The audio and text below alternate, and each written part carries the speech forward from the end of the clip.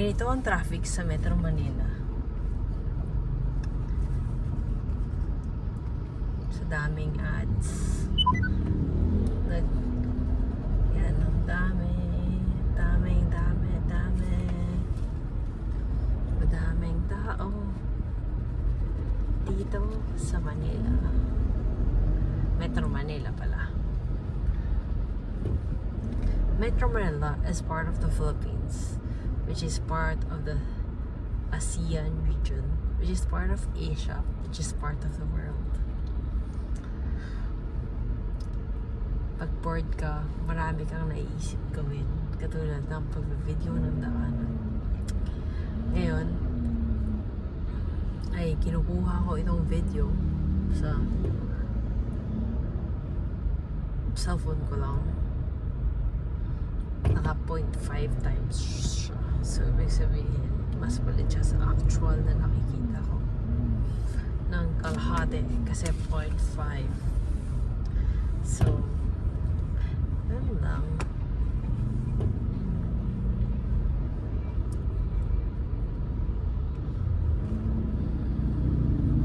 So, sa mga taong namimiss ang Pilipinas, ito ang Pilipinas.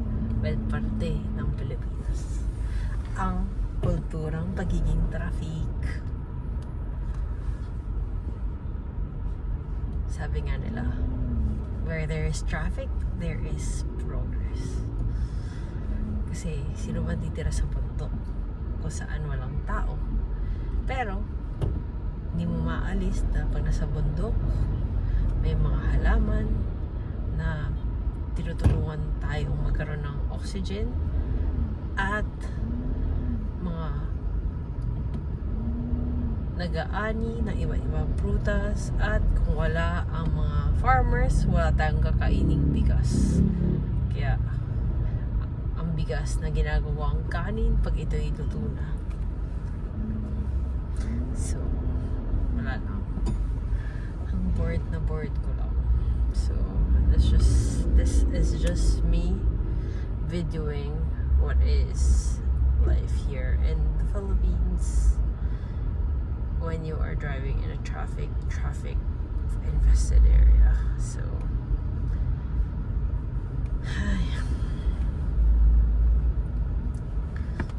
ito ay sa C5 ata ito eh.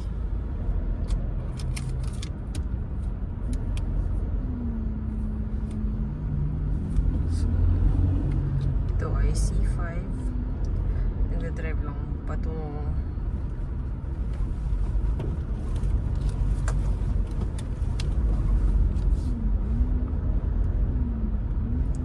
C5. So, dire-diretso lang. Ang tawag din dito ay E. Rodriguez Jr. Avenue, na minsan ay tawag ding C5. So, ito ay Junior E. Rodriguez Jr. Avenue.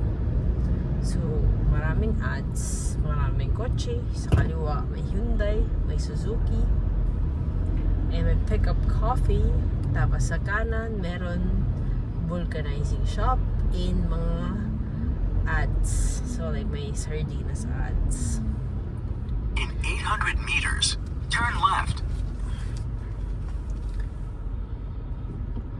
Ngayon ako ay papuntang